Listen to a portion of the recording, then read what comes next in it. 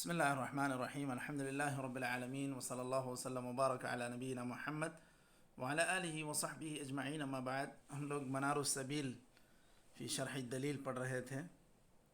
اس میں ہم لوگ کتاب الطہارہ میں باب الاستنجاء یہ پڑھ رہے ہیں. کل ہم لوگوں نے اس باب کو شروع کیا تھا. آدھا باب ہم لوگ پڑھ چکے ہیں. بقیہ آدھے سے ہم لوگ اب شروع کرنے جا رہے ہیں. جی شیخ پڑھے. بسم الله الرحمن الرحيم. ويكره استقبال القبلة واستدبارها في الاستنجاء تعظيما لها ويحرم بروث وعظم ويحرم بروث وعظم لحديث سلمان المتقدم. وطعام ولو لبهيمة لحديث ابن مسعود کسرے کے ساتھ وطعام ولو لبهيمة لحديث ابن مسعود أن النبي صلى الله عليه وسلم قال لا تستنجوا بالروث ولا بالعظام فإنه زاد إخوانكم من الجن. رواه مسلم. زاد ضمے کے ساتھ فإنه زاد إخوانكم من الجن. رواه مسلم. علل النهي بكونه زادا للجن فزادنا وزاد دوابنا أولى لأنه أعظم حرمة. صحیح. فإن فعل لم يجزه بعد ذلك إلا الماء لأن الاستجمار رخصة فلا تستباح بالمحرم كسائر الرخص. قاله في الكافي كما لو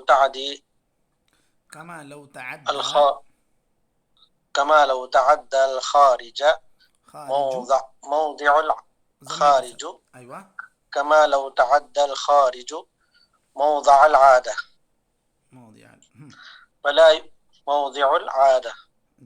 فلا يجزئ إلا الماء. جی كما لو تعدى الخارج موضع العادة فتح کے ساتھ كما لو تعدى الخارج موضع العادة فلا يجزئ إلا الماء لأن الاستجمار في المعتاد رخصة للمشقة في غسله لتكرار النجاسة فيه بخلاف غيره. ويجب الاستنجاء لكل خارج وهو قول أكثر أهل العلم. قاله في الشرح وهو قول أكثر أهل العلم. قاله في الشرح لقوله صلى الله عليه وسلم في المذي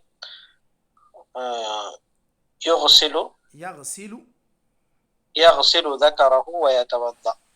وقال إذا ذهب أحدكم إلى الغائط فليذهب معه ب3 أحجار فإنها تجزئ عنه إلا الطاهر كالمني وكالريح لأنها ليست نجسة ولا تصحبها نجاسة. قاله في الشرح والكافي لحديث من استنجى من الريح فليس منا. رواه الطبراني في المعجم الصغير. قال أحمد ليس في الريح استنجاء في كتاب الله ولا في سنة رسوله. والنجس الذي لم يلوث المحل لأن الاستنجاء إنما شرع لإزالة النجاسة ولا نجاسة هنا.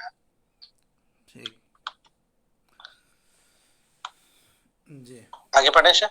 بس پہلے اتنا مکمل کر لیں, اس کے بعد دیکھتے ہیں انشاءاللہ. ضرورت پڑے گی تو پڑھ لیں گے. چلیے. بسم اللہ الرحمن الرحیم الحمد للہ رب العالمین وصلی اللہ وسلم وبارک علی نبینا محمد وعلی آلہ وصحبہ اجمعین اما بعد. ہم لوگ آج منار السبیل فی شرح الدلیل میں کتاب الطہارہ میں باب الاستنجاء پڑھ رہے ہیں. باب الاستنجاء میں ہم لوگ کل آدھا باب پڑھ چکے ہیں. آج بقیہ آدھا باب پڑھنے جا رہے ہیں. یہاں پر ایک بات مسئلہ جو شروع کر رہے ہیں یہاں پر مؤلف رحمہ اللہ. وَيُكْرَهُ اسْتِقْبَالُ الْقِبْلَةِ وَاسْتِدْبَارُهَا فِي الْإِسْتِنْجَاءِ تَعْظِيمًا لَهَا. انہوں نے یہاں کہا کہ استقبال قبلہ استدبار قبلہ یہ دونوں استنجا میں منع ہے. یعنی آپ صلی اللہ علیہ وسلم نے جو بات کہی تھی کہ اذا اتیتم الى الغائط فلا تستقبلوا القبلة ولا تستدبروها، یہ حضرت ابو ایوب انصاری رضی اللہ عنہ سے حدیث مروی ہے کہ آپ صلی اللہ علیہ وسلم نے جب کوئی آدمی جو ہے اپنی ضرورت کے لے جائے تو نہ قبلے کی طرف منہ کرے نہ پیٹ کرے، ان دونوں چیزوں سے بچے. اس بات کی آپ صلی اللہ علیہ وسلم نے تاکید کی. اب یہاں پر بعض علماء نے کہا کہ کیا یہ حکم خاص ہے صحرا کے ساتھ یا یہ عام ہے، یا صحرا میں ایک الگ حکم ہے اور عمارتوں میں ایک الگ حکم ہے. تو شاید ہم لوگ اس سے پہلے بھی اس کو ذکر کر چکے ہیں.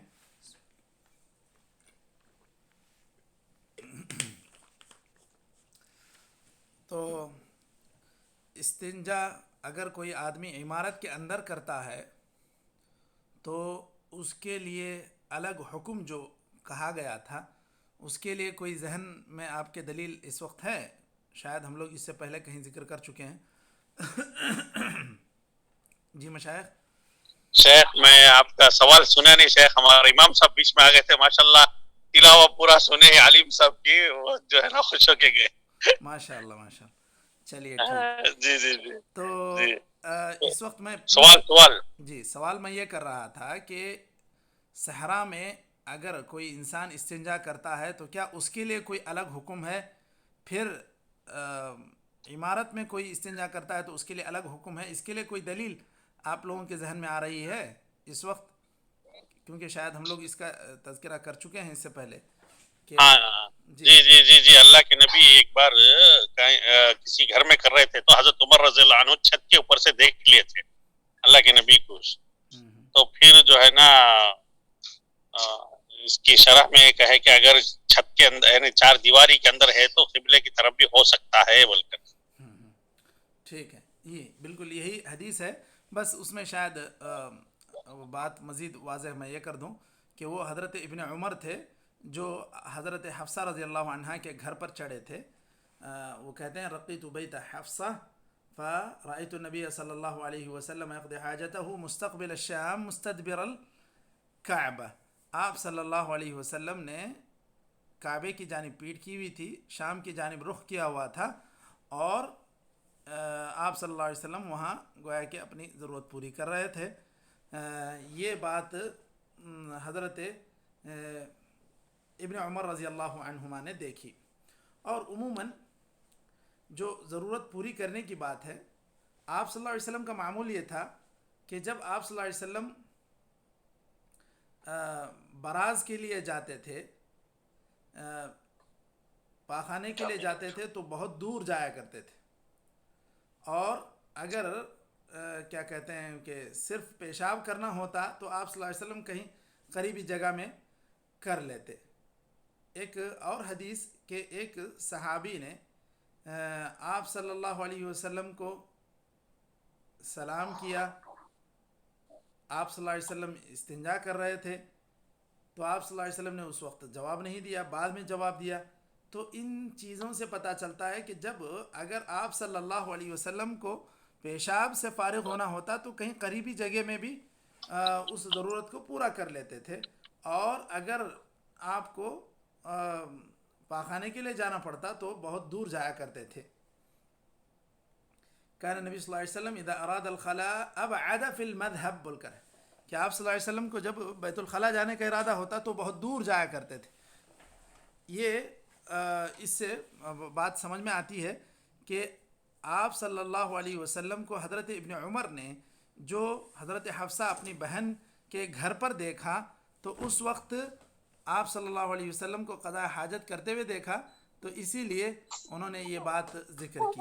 اور یہیں سے علماء نے تفریق کی، اگر ایک آدمی عمارت کے اندر اپنی ضرورت پوری کر رہا ہے تو پھر اس کا استقبال ہو یا استدبار ہو، خاص طور پر استدبار کے تعلق سے یہ حدیث جو حضرت حفصہ کے گھر پر آپ صلی اللہ علیہ وسلم کی ضرورت پوری کرتے ہوئے دیکھے جانے کی حدیث ہے، اس کی بنیاد پر کہتے ہیں مستقبل الشام مستدبر الکعبہ. آپ صلی اللہ علیہ وسلم نے اس میں رخ اختیار کیا ہوا تھا۔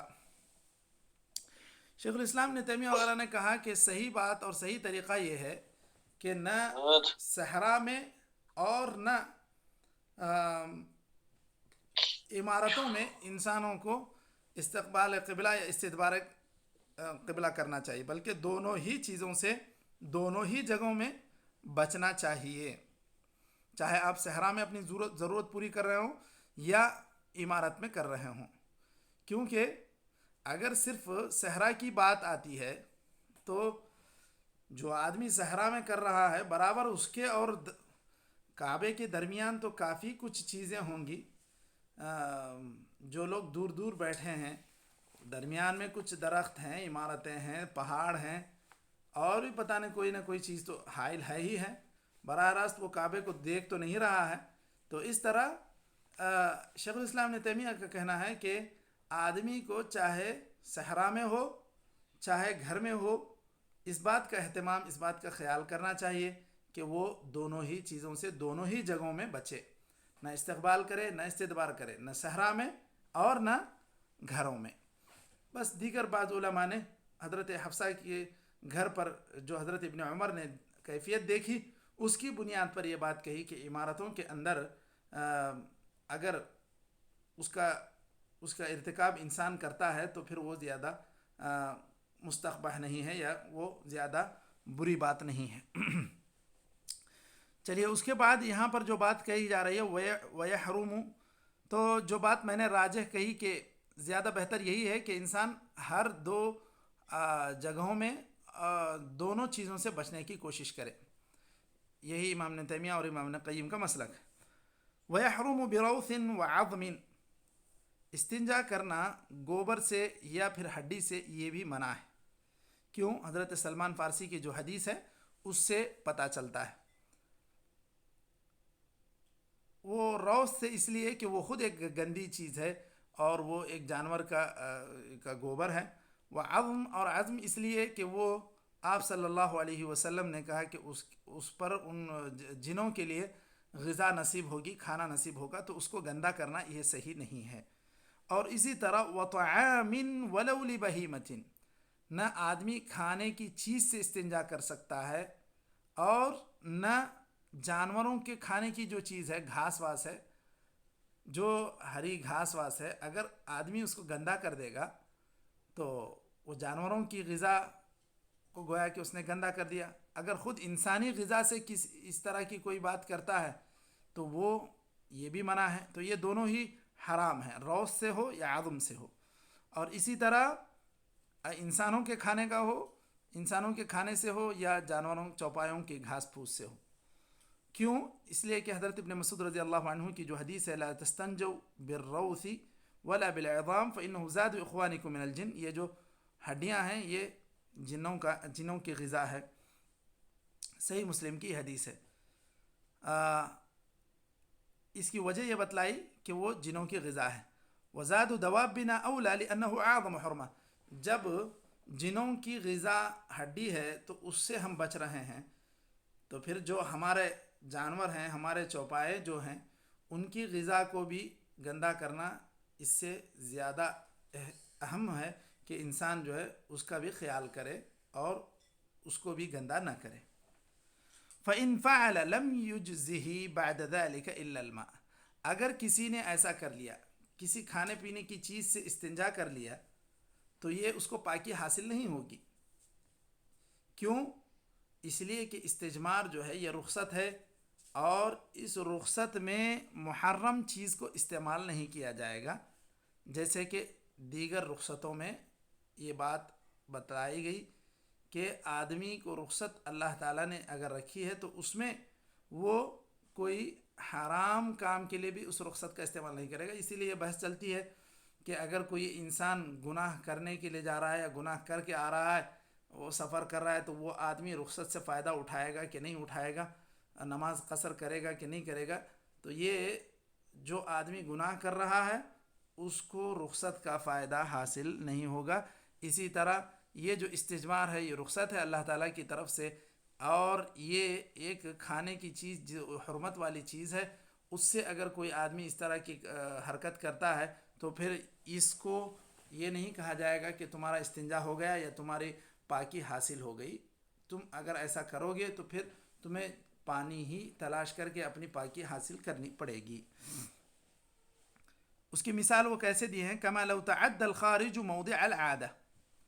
دیکھیے جو موٹے خط میں لکھا ہوا ہے یا سرخ کلر میں جو ہے لکھا ہوا ہے تو وہ متن ہے. اس متن میں یہ بات کہی جا رہی ہے کما لو تعد الخارج موضع العادہ. گندی چیز جو نکلنے والی ہے، نجاست ہے، اگر وہ اپنے معمول کی جو جگہ سے وہ نکلنے پر جو آس پاس کی اتنی جگہ کو گندا کر دیتی، وہاں تک ہی اس کی گندگی سمٹ جائے رہ جائے تو ٹھیک ہے. لیکن اگر کسی انسان کو کسی وجہ سے گندگی اس کے علاوہ جگہوں میں لگ جائے تو پھر اس کو پانی ہی استعمال کرنا پڑے گا. مثال کے طور پر کوئی انسان وزنی ہے، وہ استنجا کر کے ہٹ رہا تھا یا گر گیا، پیر پھسل گیا، اس کو اب گندگی لگ گئی واپس سے. اب وہ جس جگہ سے نکلنے کی جگہ وہاں آس پاس اگر گندگی لگ جاتی ہے تو یہ رخصت ہے، اور وہ رخصت کے لیے وہ پتھر سے پاکی حاصل کر سکتا ہے، ڈھیلے سے حاصل کر سکتا ہے. لیکن اگر اس طرح گندگی اس کو دوسری جگہ میں لگ جائے تو اس کو پانی ہی سے پاک کرنا پڑے گا، کیونکہ یہ جو رخصت دی گئی ہے وہ صرف اسی جگہ تک دی گئی ہے جو گندگی کی جگہ ہے. کیونکہ عموماً آپ یہ بات دیکھتے ہیں، سنتے ہیں، محسوس کرتے ہیں، گندگی کی جگہ میں گندگی ہو تو وہ اتنی زیادہ گندگی نہیں ہے. گندگی سے کی جو جگہ نہیں ہے وہاں آ کر کوئی چیز گندگی پڑی رہتی ہے تو پھر وہ بہت زیادہ ناپسندیدہ دکھتی ہے، ناپسندیدہ. تو یہ انسان کا جو پورا بدن ہے وہ پورا صاف رہنے ہی کی جگہ ہے، اور وہاں سے جب گندگی نکلتی ہے تو وہاں تک کے ہی لیے استنجا اور استجمار کی جو اجازت دی گئی پتھروں سے استنجا کے لیے، تو وہ وہاں تک رہے تو کوئی مستقبح نہیں ہے، اتنا کوئی کراہت والی بات نہیں ہے. لیکن اگر اس سے ہٹ کر آدمی کے سرین پر ادھر ادھر لگ جائے تو پھر انسان کو پانی ہی کی ضرورت ہوگی، تبھی جا کر اس کی پاکی حاصل ہوگی. یہ بات وہ بتلانا چاہیں. لو تعد الخارج موضع العادہ کا مطلب وہی ہے. عام طور پر جتنی جگہ گندی ہوتی ہے اس سے ہٹ کر زیادہ جگہ گندی ہو جائے تو پھر اس صورت میں اس کو فلا یجزئ الا الماء، تو اس صورت میں اس کو پانی ہی لینا پڑے گا. لأن الاستجمار في المعتاد رخصة للمشقة في غسله لتكرار النجاسة فيه. استجمار جو عام طور پر رخصت ہے وہ مشقت کے لیے، اس جگہ کے لیے بس، لتکرار النجاسة فيه، وہاں پر بار بار نجاست نکلتی ہی رہتی ہے، اسی لیے وہاں تک کی رخصت دی گئی ہے. ہر جگہ لگ جائے تو وہ رخصت نہیں ہے. وہاں سب ڈھیلے سے صاف کرے، آدمی کے ہاتھ میں گندگی لگ جائے، پیروں میں لگ جائے، پنڈلیوں میں لگ جائے تو پھر یہاں سب انسان جو ہے سب جگہ ڈھیلے سے صاف نہیں کر سکتا. اور جو استجمار کی رخصت ہے بس وہ اسی جگہ تک کے لیے ہے. اگر دیگر جگہوں میں لگ جاتی ہے نجاست تو پھر اس کو پانی ہی سے پاکی حاصل کرنی پڑے گی. وَيَجِبُ الْإِسْتِنْجَاءُ لِكُلِّ خَارِجٍ، اور استنجا جو ہے ہر نکلنے والی چیز سے کیا جائے گا، چاہے پیشاب ہو، پاخانہ ہو. وَهُوَ قَوْلُ أَكْثَرِ أَهْلِ الْعِلْمِ قَالَهُ فِي الشَّرْحِ لقوله صلى الله عليه وسلم في المذي يغسل ذكره ويتوضأ، وقال إذا ذهب أحدكم إلى الغائط فليذهب معه ب3 أحجار فإنها تجزئ عنه. تو آپ صلی اللہ علیہ وسلم نے یہ بول کے لیے، براز کے لیے حکم دیا کہ 3 پتھر لے جاؤ تو یہ ان کے لیے کافی ہوگا. تو مطلب یہ ہے کہ استنجا ہر نکلنے والی چیز کے سے کرنا چاہیے جب وہ نجس ہو. الا الطاہر، اگر منی نکل جائے، آدمی جو ہے اس کے لیے کوئی استنجا نہ کرے تو پھر یہ چیز واجب نہیں ہے. استنجا آدمی کے لیے منی نکلنے پر اس کو آدمی جو ہے جا کر دھلے، یہ کوئی ضروری نہیں ہے. پوچھ بھی لیا تو بھی وہ چل جائے گا، اس کے لیے استنجا کرنا ضروری نہیں ہے. اور اسی طرح ہوا انسان کی نکل جاتی ہے تو وہ بھی اس کی وجہ سے جگہ نجس نہیں ہوتی کہ اس کے لیے آدمی جا کر استنجا کرے یا دھلے، کیونکہ یہ ساری چیزیں نجس نہیں ہیں. اور ہوا میں یا منی میں نجاست نہیں ہوتی ہے. یہی بات یہ فقہ حنبلی کی جو اونچی کتابیں ہیں اس میں بھی لکھی گئی ہیں، کافی ہے یا اور بھی جو ہے شرح ہے شرح. اس کے لیے حدیث سے دلیل کیا ہے؟ من استنجا من الریح فلیس منا. وہ جو بات کہہ رہے ہیں کہ آدمی کو ہوا نکلنے پر استنجا نہیں کرنا چاہیے اور حدیث میں اس کی ممنوعیت آئی ہے، اس کے لیے وہ ایک حدیث بھی ذکر کر رہے ہیں. یہ حدیث بالکل موضوع ہے، ضعیف جداً. شیخ البانی نے اس کو کہا کہ اگر کوئی آدمی اس طرح کی حرکت کرتا ہے کہ ہوا نکلنے پر استنجا نہیں کرنا چاہیے لیکن کوئی کر لیتا ہے تو فلیس منا والی اتنی بڑی بات نہیں ہے کہ وہ مسلمانوں میں سے نہیں ہے. اس طرح کی بات اگر انسان کو کہی جائے تو وہ بہت بڑی بات ہے. استنجا ہوا سے استنجا کرنا آپ صلی اللہ علیہ وسلم سے ثابت نہیں ہے، صحابہ سے ثابت نہیں ہے، اسی لیے اس سے استنجا نہیں کیا جائے گا اگر کسی انسان کی ہوا نکل جائے. امام احمد کہتے ہیں لیس فی الریح استنجاء فی کتاب اللہ ولا فی سنت رسولہ صلی اللہ علیہ وسلم. اور امام احمد کا جو قول ہے کہ اللہ کی کتاب میں نہ ہی سنت رسول اللہ صلی اللہ علیہ وسلم میں ہوا سے استنجا کے لیے کوئی دلیل ہے. یہ اگر کسی انسان سے ہوا نکل جاتی ہے تو اس کے لیے وضو کرنا ہے، اس جگہ کا استنجا کرنا، اس جگہ کو دھلنا، یہ کوئی ضروری نہیں ہے. اسی طرح والنجس الذي لم يلوث المحل لأن الاستنجاء انما شرع لإزالة النجاسة ولا نجاسة هنا. اسی طرح اور بھی کوئی پاک چیز نکل جائے تو بھی اس صورت میں بھی ایسی نجس چیز جو گندا نہ کرے جگہ کو، تو اس صورت میں بھی وہاں پر استنجا کرنا ضروری نہیں ہے. یہ بات یہاں فقہ میں ذکر کی گئی. تو یہ کہ نجاست نکلنے ہی سے پاکی حاصل کی جاتی ہے، استنجا کیا جاتا ہے. اگر استنجا کرنے کے لیے انسان کی ایسی کوئی بات نہیں ہوئی، نجاست ہی نہیں نکلی، تو پھر اس کے اوپر استنجا کرنا کوئی ضروری نہیں ہے. چلیے یہاں تک تو یہ بات ختم ہوئی. الذی والنجس الذی لم یلوث المحل، لم یلوث یعنی لم ینجس، گندا نہیں کیا. تو چلیں کیا یہاں تک کافی ہے یا مشائخ اور آگے پڑھنا ہے؟